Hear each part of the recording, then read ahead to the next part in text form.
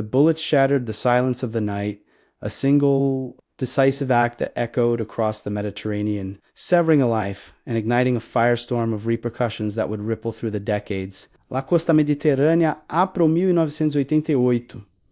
A villa, stark white against the indigo canvas of the encroaching darkness, clung precariously to the cliffs overlooking the sea. Its windows, like cold, watchful eyes, reflected the dying embers of the day. Within, a man sat hunched over his desk, a fortress of documents and maps surrounding him, oblivious to the silent ballet of death that was about to unfold. He wouldn't know, not in the scant minutes that remained, that 300 meters away, beneath the inky surface of the water, a team of divers, their bodies still as statues, had been holding their breath for hours, their weapons poised. He wouldn't know that in precisely 4 minutes. A single bullet would carve its path through the night air, pierce the glass, and extinguish his life. He wouldn't know that the assassins, ghosts of the sea, would vanish back into the embrace of the ocean before his bodyguards even comprehended what had occurred. The air hung thick with the salty tang of the sea and the premonition of violence. The wind, a capricious whisper, toyed with the curtains in his study, a mocking dance before the inevitable. His breathing, a slow, deliberate rhythm, a calming mantra in the face of the storm to come. The man, Abu Jihad, was a figure of legend, the father of the fight, the commander of the military wing of the Palestinian Liberation Organization, a man whose very existence was an affront to the state of Israel. His life was a tapestry woven with threads of defiance, of resistance, of a dream of a homeland, a dream that was about to be shattered. The villa itself offered a seductive paradox. It was a haven, a place of refuge from the relentless pressures of his work. Yet its very location, perched on the precipice, made it vulnerable. The sea, the source of his serenity, also provided the perfect avenue for his demise. The waves, crashing rhythmically against the rocks below, were a counterpoint to the impending silence. Each crest, each trough, a subtle shift in the soundscape, a carefully orchestrated symphony of the natural world. The sniper, a young man honed by years of training, felt the tremor of adrenaline coursing through his veins. His breath hitched, a brief, shallow gasp, immediately brought back under control. He focused on the target, the illuminated window, a beacon in the vast darkness. The crosshairs of his scope danced slightly, a fleeting imperfection that he fought, too, still. He had rehearsed this moment countless times in the harsh glare of the Israeli sun, in the damp chill of pre-dawn exercises, but nothing could truly prepare him for the weight of this impending act. The weight of the world, the weight of the trigger. His heart hammered a staccato rhythm against his ribs, a frantic drumbeat urging him forward. Time was a fragile commodity, each second a precious grain of sand slipping through his fingers. The wind, the sea, the waiting, all part of an elaborate equation, a lethal formula that was about to be solved. The bullet's entry, a whisper of a tragedy, shattered the silence, a testament to months of patient planning and the brutal elegance of a single, perfectly aimed shot. He stood on the precipice of history, a young man burdened by the weight of a nation's expectations, the fate of a mission hanging on the steadiness of his hand. His name was David, though the name wasn't important. What mattered was his skill honed in the unforgiving deserts of training camps and the icy grip of the Mediterranean night. David wasn't a soldier. He was a sculptor of death, meticulously shaping each breath, each movement into the tools of his trade. He had grown up in the shadow of conflict, the narratives of his family etched onto his skin, mirroring the political realities. Years of rigorous training had stripped away the boy, leaving only the focused instrument, the silent observer. His world was one of maps, target practice, and endless drills. He learned to become one with the rifle, its cold metal an extension of his own nervous system, the feel of the trigger, the weight of the scope, the precise mechanics of the bullet's flight, all were memorized, internalized, until they existed outside of conscious thought. The training itself was brutal, a relentless assault in both body and mind. He endured the physical strain of forced marches under the unforgiving sun, the endless repetition of target practice, and the psychological tests designed to push him to his limits. The instructors, veterans of countless covert operations, instilled in him the understanding that success demanded not only skill but also discipline, unwavering focus, and the ability to make impossible decisions in an instant. He had spent weeks in the wilderness, learning to live off the land, his senses sharpened by necessity. The instructors taught him to embrace the darkness, to see the world as a complex tapestry of shadows and opportunities. He had to learn to disappear, to become a ghost, to move unseen and unheard. The night before the operation, he found a quiet corner in a training camp, the familiar scent of gun oil and sweat filling the air. He laid out his gear, the silenced rifle, its matte black finish absorbing the faintest light, the specialized ammunition, the climbing harness, the waterproofed communication system. Each piece was a testament to the precision required for the task. The anticipation gnawed at him, a restless energy that he struggled to contain. His mind raced, replaying every step of the mission, every potential contingency. He pictured the villa, the layout of the rooms, the movements of the guards. He visualized the shot over and over again until it became a certainty. The Mediterranean night offered no solace, only the cold, damp embrace of the salt-laced air. The rhythmic crash of the waves against the cliffs provided a counterpoint to the racing pulse in his ears. He inhaled deeply, the scent of the sea filling his lungs, a cleansing ritual that steadied his nerves. He knew he was about to become an executioner, an agent of a political decision made far above his pay grade. He knew the moral ambiguities that came with such a role, the questions of justice and right and wrong that would haunt him for years to come. But he was bound by duty and by the relentless training that had shaped him into the weapon he had become. All he could do now was to embrace the darkness and to become one with the mission.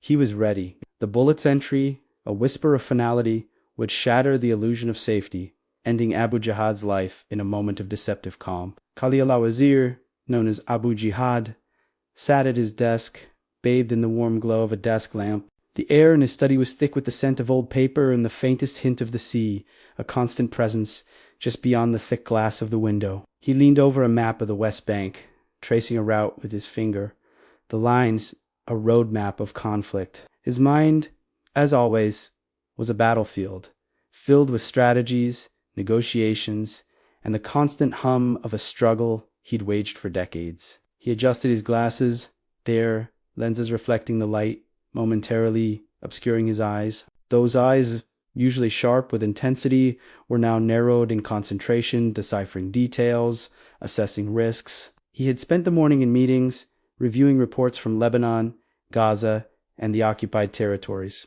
The First Intifada was in full swing, a storm of stones and Molotov cocktails against Israeli tanks and soldiers. He knew with a certainty that gnawed at his gut that the situation was volatile. The room around him spoke of a life dedicated to the cause. Bookshelves lined the walls, crammed with volumes on history, political philosophy, and military strategy. Photographs of Yasser Arafat, Fidel Castro, and other revolutionary figures adorned the walls. A well-worn ashtray sat on his desk, the remnants of countless cigarettes forming a small gray mountain. The room was not opulent. It was functional, reflecting the Spartan existence of a man who lived and breathed revolution. He heard the rhythmic crash of waves against the cliffs below, a constant lullaby. He often found solace in the sound, a reminder of the vastness and indifference of the world, and a grounding force against the chaos of his work. He was a man of the sea, he thought, tied to it by blood and circumstance,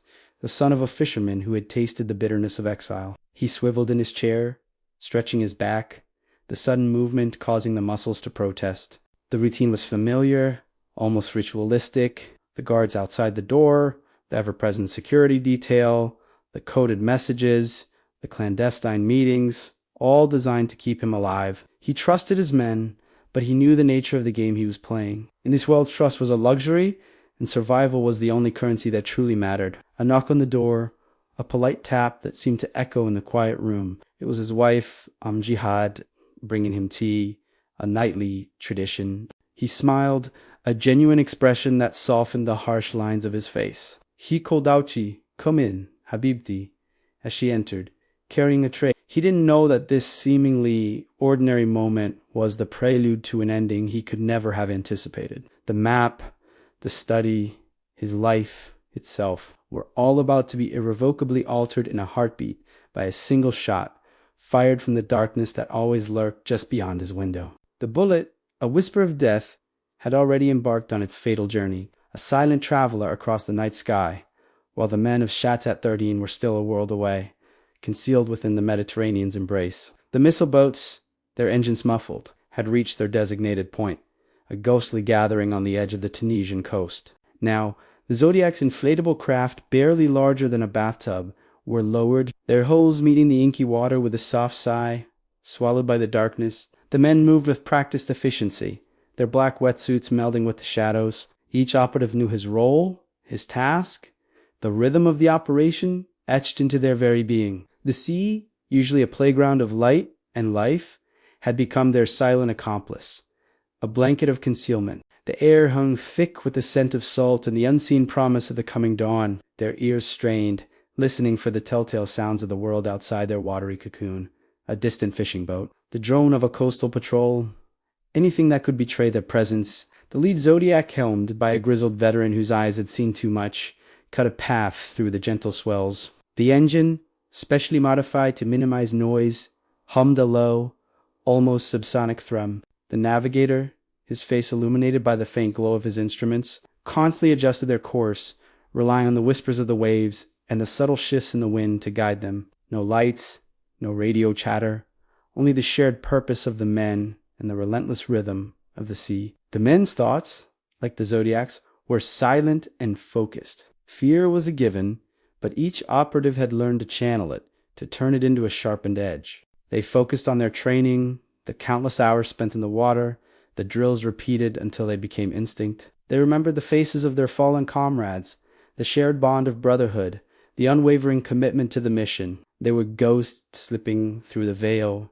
men of the shadows. As they neared the shore, the water grew shallower, the rhythmic lapping of waves against the hull now a deafening roar in the sudden silence. The air thrummed with the anticipation of the moment of truth. The lead Zodiac slowed, its occupants straining to see through the darkness. The shoreline loomed a jagged outline against the starlit sky. The scent of land, damp earth, vegetation, a hint of wood smoke reached them, a tangible reminder of the world they were about to infiltrate. The final approach was a dance of stealth. The Zodiacs glided towards a secluded cove, shielded by a rocky outcrop. The swimmers, the vanguard, slipped into the water, their movements as fluid and silent as the dolphins they had become. They were the eyes and ears, the guardians, tasked with ensuring the landing site was secure. They disappeared beneath the surface, leaving only a subtle disturbance in the mirrored surface of the water. And their brothers in arms to wait for the signal, the all-clear that would set the next phase of the operation in motion and bring them closer to the impossible shot. The salt spray kissed the sniper's face, a phantom caress foreshadowing the deadly kiss of the bullet he was about to unleash, his heart hammering a frantic rhythm against the steady pulse of the waves below.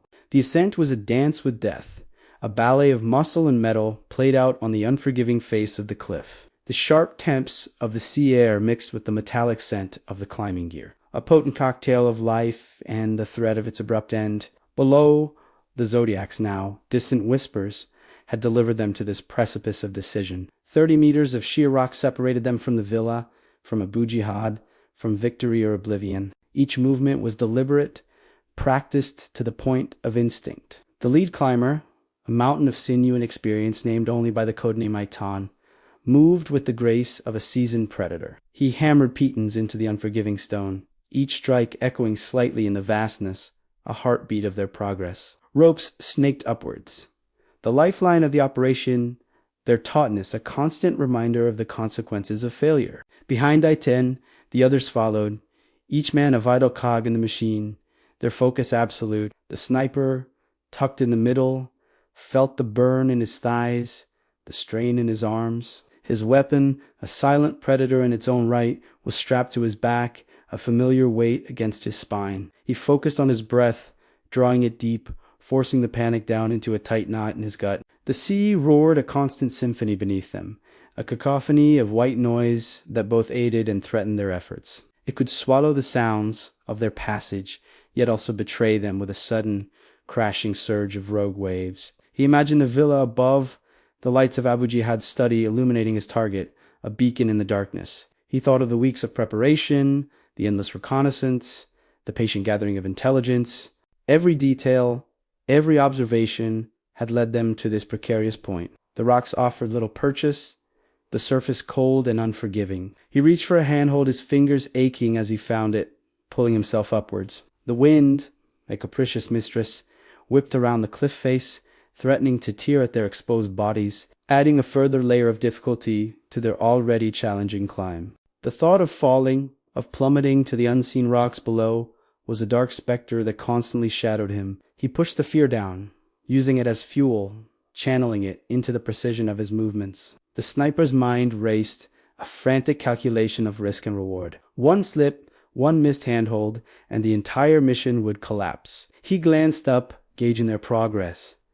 They were halfway. The first tendrils of sweat beaded on his forehead, stinging his eyes. He had to stay focused, had to block out the searing pain in his muscles, the roar of the sea, the fear. He was just a tool, a cog in a machine of death, and his only purpose was to function perfectly, to fulfill the task at hand. The villa loomed, a tantalizing promise of completion and the ultimate test of his skill. The world narrowed to the crosshairs, the cold steel a stark contrast to the sweat beating on his forehead. Every breath, every heartbeat was amplified, a drumbeat against the impending silence that would follow. This was it, the culmination of months of meticulous planning, the precision dance of maritime warfare distilled into a single, lethal moment. He was perched on a small ledge, the wind a whisper against his cheek, the salt air stinging his eyes. Below, the relentless Mediterranean crashed against the rocks, its rhythm the soundtrack to his lethal ballet. The villa, bathed in the warm glow of evening lights, sat before him like a tantalizing target. Through the open window of the study, he could see the silhouette of Abu Jihad, hunched over his desk, unaware of the icy gaze fixed upon him. The sniper, whose name was known only to a few, lowered his head to his weapon. He knew the shot had to be perfect. One error, one flinch, and the mission would fail. The slightest deviation in the wind, even a single errant wave, could shift the bullet's trajectory, turning success into disaster. He exhaled slowly, focusing on the dark void of the ocean. The sniper's breath mingled with the cool night air, forming a wispy cloud that quickly dissolved. His heart hammered a nervous rhythm against his ribs as he breathed in, gathering his focus. He could feel the fine hairs on his arms stand as the humid air chilled with the approaching breeze. He had practiced this shot 1,000 times, on ranges that mimicked the terrain before him, but never under such pressure. He was prepared, yet still, Tao whispered at the edge of his thoughts. The crashing waves became his metronome. He noted the ebb and flow, the rhythm of the tide, the cadence of the ocean. He compensated for the subtle yet powerful wind, the invisible current that would carry the bullet to its destination. He had measured the distance, calculated the angle, the trajectory, the anticipated movement of his target. He adjusted the scope, making infinitesimal adjustments, his fingers moving with the precision of a surgeon. The sniper was a machine of calculating, cold, calculating machine. The moon remained hidden, the inky blackness offering both concealment and challenge. He steadied his breath, focused on the point of impact. The crosshairs settled on the back of Abu Jihad's head, just above the ear. His finger tightened on the trigger, the weight of the moment pressing down upon him. He closed his eyes for a second, allowing his mind to clear, and then opened them. The crosshairs remained steady. The ocean roared. It was time. The world narrowed to a pinprick, a crosshair superimposed on a warm, inviting glow. The air was thick with the scent of salt, and the faintest hint of jasmine from a nearby garden, a deceptive sweetness against the metallic temps of adrenaline. In a moment, everything would change. But for now, time itself seemed to hold its breath. He focused. The sniper's breath, a rhythmic whisper against the vast symphony of the sea, was the only sound now. The wind had become an ally, barely stirring the fronds of the palm trees below. The villa's window was like a stage, the study inside a carefully curated performance. He had rehearsed this moment countless times, but the knowledge that failure meant more than just the mission's demise. It meant the possible death of his comrades and the loss of any chance of return weighed heavily on him. He felt the familiar weight of the rifle, the cool steel, a reassuring presence against his cheek. His pulse hammered against his ribs, a frantic drumbeat against the ocean's steady pulse. He considered the distance, 300 meters of open air. He considered the angle a perilous dance with gravity. The information was etched into his memory, the calculations burned into his very core. He'd factored in the wind and the subtle arc of the bullet's trajectory, the slight wobble of his own hand from the physical and mental exertion. He was a master of his craft, but mastery did not preclude fear. He replayed the image in his mind, the man's form, the back of his head, the target. He had observed this man in this position for months, inside and outside of operations, and the familiarity gave him an odd sense of intimacy with his victim. It made the impending action all the more strange. He had never met the man, didn't know his voice, yet the sniper knew his routine. Every detail mattered. Every moment of preparation was a prayer of precise execution. He had become a ghost, a whisper in the wind, a shadow amongst shadows. He thought of the others, the men below. Their fate rested on his steady hand, on the precision of his aim. He owed them his success. He owed them the chance to go home. He inhaled deeply, exhaling slowly, letting the sea wash over him, into him. He felt every muscle in his body tense, a coiled spring ready to unleash. The window, the man, the cross, all three became one, a perfect, deadly convergence. His finger tightened, applying a pressure that had been refined and honed, the training finally complete. He squeezed the trigger. The silenced rifle coughed, a soft, almost imperceptible sound, quickly swallowed by the crash of the waves. It was as if the ocean itself had exhaled a sigh, and the bullet, a tiny messenger of death, began its journey. The crosshairs jumped back slightly, a reaction he had trained for, and he stayed perfectly still, the sniper's most crucial and fundamental skill. The bullet, a whisper of death, found its mark, silencing Abu Jihad with an efficiency that was both terrifying and precise. It entered just above his right ear, a clean puncture wound that offered no outward sign of the violence it wrought within. He slumped forward, his body betrayed by the sudden absence of life, his head coming to rest on the polished surface of his desk amidst scattered papers and the faint scent of old tobacco. The world, for him, had simply ceased to exist. Inside the villa, in the quiet of the late evening, a different kind of silence had taken hold. In another room, his wife, Jihad, heard a dull thud. She barely registered it, dismissing it as something that had fallen, a dropped book, perhaps, or a stack of papers knocked over by the wind. The house, usually bustling with activity, was now lulled into a false sense of security, the unseen predator already fading back into the shadows from whence it came. The guards stationed outside Abu Jihad's study remained oblivious, their attention elsewhere, their vigilance momentarily low. The silenced rifle had been so effective, its report muted by the ocean's roar in the distance, that it hadn't registered as a gunshot. They stood, alert but unaware, the very protectors of the man now slumped lifeless behind a closed door. Time, always a relentless master, now became the enemy. The Mossad team knew they had perhaps 30 seconds before the first inkling of alarm, the first inquisitive knock, the first intrusion that would shatter the facade of normalcy. They had achieved the impossible, a perfect strike, a silent kill. Now, the execution of their escape became paramount. The sniper, his heart thrumming against his ribs, carefully lowered his weapon, his gaze lingering on the still form of Abu Jihad. His mind, trained to be a machine, processed the next steps, every movement, every action now crucial. He could taste the metallic temps of adrenaline, a familiar companion in this clandestine world. The team leader, his voice of mere breath in the night, confirmed the kill, a terse signal that set the extraction in motion. Back on the cliff edge, the team began their retreat with a precision born of countless rehearsals. Every motion was controlled, every footfall deliberate, yet a sense of urgency propelled them. The urgency was a frantic whisper, a silent scream, a command to move, move, move.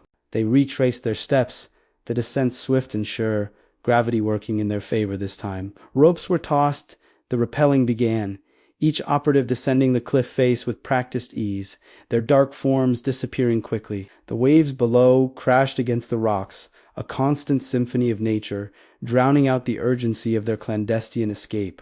Down below, the Zodiacs, their engines already rumbling, were waiting. The team scrambled aboard, the escape hatch of the sea, with a sense of relief. They were in the open sea, but the villa remained behind, a tomb concealing a life extinguished, a secret held by the churning, indifferent sea. The operation was nearing its close, but in the villa, in the study, and in the heart of the conflict itself, the true impact of their work was just beginning to unfold. The sea would deliver them back to their ships, to the safety of the international waters, but the echoes of the shot, the legacy of this meticulously executed act, would reverberate for years to come. The bullet found its mark, and the world held its breath in the deafening silence that followed. The sniper's breath hitched, not from exertion, but from the sudden, profound awareness of what he had done. He'd squeezed the trigger, and a life, a symbol, a leader, was extinguished in the blink of an eye. Now, they had maybe 30 seconds, maybe less, before the first shouts, the first footsteps, shattered the fragile veil of secrecy. The descent was a ballet of controlled panic. Ropes, thick and rough against gloved hands, burned as they slid down the cliff face. Their movements were a study in efficient desperation, a stark contrast to the slow, deliberate climb that had preceded the shot. Each man knew his role. Each movement was a calculated act in the unfolding drama. There was no room for hesitation, no space for error. One slip, one stumble, and the mission, the lives of everyone involved, were compromised. The air, thick with the scent of salt and fear, vibrated with unspoken urgency. Below, the Zodiacs waited, bobbing patiently on the inky surface, their engines idling softly. Above, the villa's windows began to erupt in light. Figures, silhouettes against the warm glow, moved, gestured, their voices still muffled by distance but growing steadily louder. The hushed expectancy was giving way to the panicked cries of discovery. Arabic, sharp and frantic, sliced through the night, a chorus of alarm growing with each passing second. The sniper could almost feel the eyes on his back, the desperate race against time ratcheting up the tension. He could almost taste the acrid temps of adrenaline, the pounding of his heart echoing in his ears. The men reached the base of the cliff, a scramble of bodies and equipment. The beach, a narrow strip of sand between the rock and the sea, was their only escape route. They plunged into the water, the cold shock stealing their breath for a moment. They sprinted towards the waiting Zodiacs, the engines already thrumming. The rhythmic slap of the waves, a mocking soundtrack to their desperate retreat. They were a symphony of calculated action, of practiced movements, driven by their training and the harsh reality that they were intruders in a foreign land and could not risk capture. They were now at the mercy of the sea. The men pulled themselves aboard the Zodiacs, their faces grim, their eyes scanning the villa, searching for any sign of pursuit. The engines roared to life, a sudden, violent eruption in the quiet of the night. The boats lurched forward, carving white paths through the black water, pulling away from the shore, from the villa, from the scene of the impossible. The Zodiacs were a blur, a whisper of dark shapes fleeing the scene. The silhouettes of the villa receded, its lights shrinking to a distant, indifferent glow. The air was filled with the rhythmic drumming of the engines, powerful engines. The smell of diesel mingled with the salt-laced breeze. They were heading for open water and safety. They were leaving behind Abu Jihad, the villa, the chaos, and the echoing gunshot. They were leaving behind a legacy of death and the echoes of the impossible. They were running away from the memory of that single shot and the indelible mark it had left. They vanished into the vast expanse of the Mediterranean, swallowed by the darkness, leaving only the lapping waves to wash away the traces of their presence. The silence in the study shattered, not with a bang, but a sudden, sickening thud. Abu Jihad slumped forward, his face hitting the polished mahogany of his desk with a dull smack that his wife, in the adjacent room, would later attribute to a dropped object. The world in that instant tilted on its axis, and the meticulous calculations, the years of training, the silent approach from the sea, all of it culminated in this single, devastating collapse. Within the villa, the initial reaction was a bewildered calm, a testament to the sophistication of the kill. The shot had been expertly muffled, a whisper against the roaring symphony of the sea. Abu Jihad's body, momentarily sprawled on the desk, revealed nothing except stillness. The guards outside, those entrusted with his safety,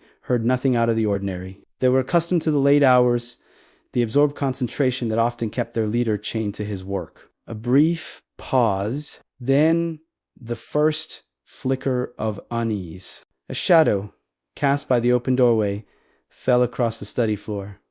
A guard, his brow furrowed, ventured inside. He called out Abu Jihad's name, a routine check that now echoed in the silence. The air in the room was thick with unspoken tension, the quiet foreboding that precedes a storm. He took another step, closer to the form hunched over the desk.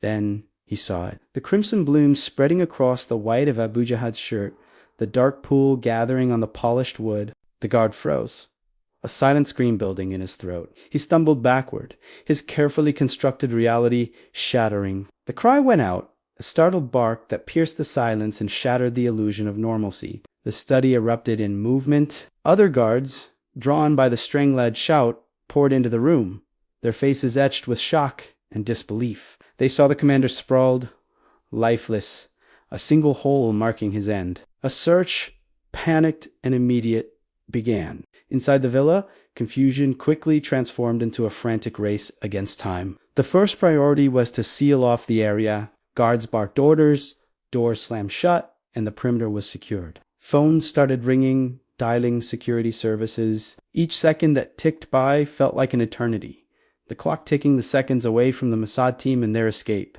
But outside, the escape was already in full swing. The men moved like phantoms, their movements coordinated with the precision of a well-oiled machine. They had anticipated this exact moment, planned for it, rehearsed it, until it was ingrained in their very being. They moved not as individuals, but as a single organism, a collective unit driven by a singular purpose: escape. They moved toward the precipice. The descent was a blur of controlled desperation, the ropes singing in the wind as they rappelled down the sheer cliff face. Their goal was the waiting Zodiac, their escape vessel, and their ticket home. The sound of sirens began to break the quiet, the chilling sound of emergency services. They were getting closer. The sea, which had been their ally, now offered no refuge. The meticulously planned assassination had been executed with clinical precision, yet the real fight for survival was just beginning. The Zodiacs, their engines already roaring, sliced through the inky blackness. No moon graced the sky. Only the faint stars offered meager guidance. The air, thick with the scent of salt, and the echoing crash of waves against the Tunisian coast, held a palpable tension. The operatives, adrenaline coursing through their veins, scanned the shoreline, their eyes straining against the darkness, searching for any sign of pursuit. Each rhythmic pulse of the engine was a ticking clock, each cresting wave a reminder of the unforgiving sea that could just as easily become their tomb. On the shore, the first headlights pierced the black veil of the night. The flashing blue and red sirens that followed began to wail, transforming the tranquil seaside into a scene of chaotic urgency. The Zodiacs pushed to their limits, surged forward, their speed a desperate plea for escape. They were a mere silhouette against the churning waters, a fleeting whisper in the grand symphony of the Mediterranean. The sniper, his heart still thrumming from the weight of his actions, focused on the immediate task: survival. He replayed the shot in his mind, dissecting every detail, searching for any error that could betray them. The wind was his only ally, carrying their sound away from the shore, but also presenting a potential for betrayal, as the wind can change in an instant. The taste of salt was present in his mouth and on his skin. He realized that this was not the victory he had thought it would be. These Zodiacs now mere blips on the horizon to the frantic authorities onshore, pushed towards the open sea, the rhythmic choppiness of the waves serving as a counterpoint to the hurried beating of their own hearts. Their escape was now a race against time, with every passing minute increasing the risk of detection and capture. Back on the shore, the villa was a hive of activity. Car alarms blared, and shouts in Arabic, laced with a growing sense of panic, carried across the water. The initial confusion of the servants and bodyguards had given way to a frantic search for the assassin. The police, and probably the military as well, would soon be involved, and the entire area would become a high-stakes crime scene, with the Mossad operatives as potential suspects. They couldn't afford to be caught. The Zodiacs finally reached the safety of the missile boats, a silent signal echoing across the water. The operatives scrambled aboard, their bodies weary from the exertion, their faces grim from the implications of what they had just done. They knew the world would soon know of Abu Jihad's death, but few would know how it happened. Few would know of the skill, the precision, the unwavering focus, and the environment that allowed them to be successful. And fewer would truly understand the moral complexities of the operation, the weight of a life taken in the name of a greater cause. Their mission, for now, was complete, and the sea once more closed its arms around the secrets they carried. The bullet, a silo traveler, had found its mark, a single precise act that shattered the illusion of safety and plunged a villa overlooking the Mediterranean into a maelstrom of confusion and fear. The air in the operations room back in Israel buzzed with a different kind of energy, a quiet, almost reverent hum of accomplishments. The intelligence officers, the analysts, the planners, they knew the weight of what had been achieved. This was not a victory celebrated with fanfare, but a victory acknowledged in hushed tones. In the knowing glances that passed between those who understood the intricate dance of life and death they had orchestrated. The room, usually a hive of activity, was now subdued. Screens flickered with updates, maps illuminated with the phantom routes of the zodiacs as they made their silent return. The air crackled with the static of secure communications, the faint whispers of confirmations and debris. The Mossad's operatives had utilized the sea like a weapon, the currents, the waves, the very depths of the Mediterranean providing cover and escape. The villa itself, with its seemingly impenetrable defenses, had been reduced to a stage upon which a single, deadly performance was executed with surgical precision. This success was not accidental. It was the culmination of meticulous planning, relentless surveillance, and a deep understanding of the human element. The intelligence gathered over months, the photographs, the blueprints, the daily routines of Abu Jihad, all were now pieces of a perfect puzzle, assembled and executed with cold, calculating efficiency. The operation had been a masterful demonstration of how intelligence, combined with the right operatives and equipment, could overcome seemingly insurmountable obstacles. The sea itself had been their ally. The darkness of the night, the vast expanse of water all provided the shield of anonymity. The review of the operation was, of course, swift and exhaustive. Every aspect was dissected, analyzed, and filed away for future reference. The timing of the shot, the angle of the approach, the extraction, the deployment of decoys, everything was evaluated to ensure there would be no mistakes in the future. TheSnipers.com, the unwavering focus. The ability to control the body and mind under such immense pressure, that was the human element they knew they could not replicate. They had trained him, honed him, but it was his courage and discipline that had been the keystone of the operation. The use of the environment as a weapon had been a stroke of genius. The crashing waves, the wind whipping off the cliff, the very rhythm of the sea all served to mask the approach, the shot, and the subsequent retreat. The assassins were like phantoms, leaving no trace behind, their actions a whisper in the night. The sea, once again, had become shrewd, concealing the truth from prying eyes. The appraisal was not about the morality of the act. That discussion had taken place long before the operation was authorized. Instead, it was a cold, clinical assessment of the efficacy of their methods. The mission was a resounding success. They had eliminated Abu Jihad, removed a key player from the ongoing conflict, and sent a message that reached far beyond the shores of Tunisia. This operation had underscored the Mossad's reach and capability, a silent testament to their skills, a reminder that they could strike anywhere, anytime. The operation's success was not just a military achievement, but a powerful psychological weapon. The message was clear. No one was safe. And as the sun began to rise over the Mediterranean, casting a golden glow upon the tranquil waters, the architects of this silent victory knew that they had once again reshaped the world, one perfectly aimed bullet at a time. The bullet found its mark, a whisper in the wind that shattered the illusion of safety, yet did nothing to break the cycle of violence. The ensuing global reaction, the diplomatic dance, the carefully worded condemnations, all played out against the backdrop of the very conflict that Abu Jihad's death had intended to, perhaps, briefly interrupt.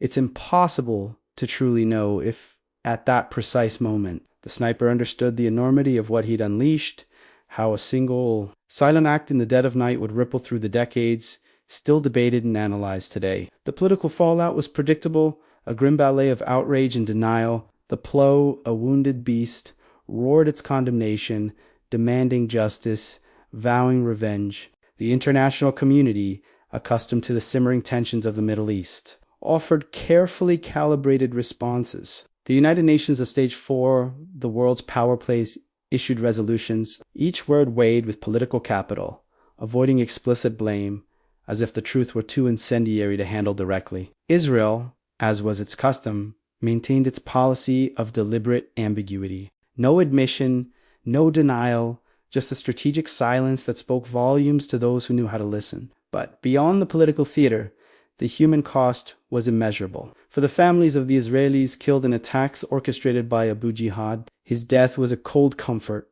a victory hard won after the loss of their loved ones. For the Palestinians, his martyrdom transformed him into a symbol of defiance, fueling the flames of a resistance that would continue to burn. His funeral in Damascus drew tens of thousands, a testament to the power of his memory and the enduring grievances that kept the conflict alive. The assassination, a tactical victory, revealed the limitations inherent in such operations. Abu Jihad was gone, but the First Intifada, the uprising fueled by resentment and hope, continued. The Oslo Accords, a moment of fragile promise, ultimately failed to deliver lasting peace, and the cycle of violence renewed itself, the same patterns playing out again and again. The assassination was a disruption, a shock to the system, but it didn't change the underlying dynamics of the conflict. The roots of the struggle, the land disputes, the broken promises, and the mutual distrust remained a poisoned wellspring feeding the ongoing violence.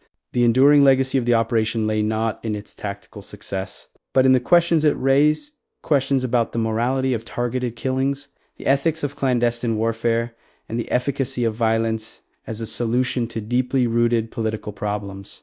Was it justice? Was it an act of self? Or was it simply another act in a long, tragic game, a game with no winners? Only a succession of victims and the echoes of unanswered cries echoing across the Mediterranean. The sea, the ultimate witness, indifferent to the human dramas played out on its shores, kept its secrets close, the waves forever washing away the evidence, carrying away all but the memory of a single shot, fired in the dark, the bullet, a silent traveler, across the night, ended Abu Jihad's life in a whisper, leaving only the echo of its passage and the lingering scent of gunpowder in the salt-laced air. The sea, however, held its peace, as it always did, indifferent to the violence that had briefly scarred its surface. The villa in Sidi Mossad, once a haven of relative safety, now stood as a tomb, a stark contrast to the lively Mediterranean that lapped against the cliffs below. Inside, the world was unraveling. Guards, alerted by the hushed confusion, stormed the study, their faces a mask of disbelief and fury. Abu Jihad's wife, her earlier puzzlement replaced by the raw, gutting realization, screamed his name, a sound swallowed by the opulent furnishings. For the operatives of Shaita 13, the extraction was a blur of adrenaline and calculated movements. The descent down the cliff, a controlled freefall, felt less like a retreat and more like a necessary dismount from a lethal stage. The Zodiacs, their engines already rumbling, waited in the shallows like predatory seals, ready to snatch them back into the night. As they ripped through the water, leaving a fading trail of wake, they could see the flicker of lights erupting in the villa, hear the distant sirens of the arriving Tunisian authorities. Back in the relative safety of the missile boats, a sense of grim satisfaction mingled with the fatigue. The mission had been a success, a testament to months of meticulous planning and flawless execution. The sniper, his heart still thrumming with the aftershocks of the shot, stared out at the dark expanse of water, already feeling the disquiet of a mission completed. The sea, he knew, would keep its secrets. He always died in the days, weeks, and years that followed. The assassination would become a pivotal event. It was dissected by intelligence agencies, debated in the halls of power, and mourned by those who considered Abu Jihad a martyr. The political fallout was immediate and complex, each side offering their own version of the truth, each side claiming a moral high ground. The world watched, but the sea remained stoic, the waves crashing in the same rhythm, erasing the evidence, the memories. The villa in Sidi Mossad became a shrine. The study, where Abu Jihad had breathed his last, was preserved, a haunting memorial to a man whose life had been dedicated to the Palestinian cause. The sea that had carried him to his death seemed to mock the loss and the continuing struggle. Yet, beyond the political maneuverings and the enduring grief, the assassination also became a symbol of a particular moment in history. It represented the triumph of operational precision and the brutal efficacy of covert action. It served as a stark reminder that even in a world governed by diplomacy and international law, the shadows still held their own power. The Mediterranean, the same sea that had borne the assassins, continued its eternal dance, washing away the traces of the past. The memories of the day, a single, impossible shot, reshaped the present. It was a silent witness to a tragedy that had etched a permanent scar on the complex tapestry of the Israeli-Palestinian conflict, a reminder that the cycle of violence, like the relentless rhythm of the waves, would endure. The sea, indifferent and eternal, continued to keep its secrets, guarding the echoes of a conflict that would, like the waves, never truly cease to churn.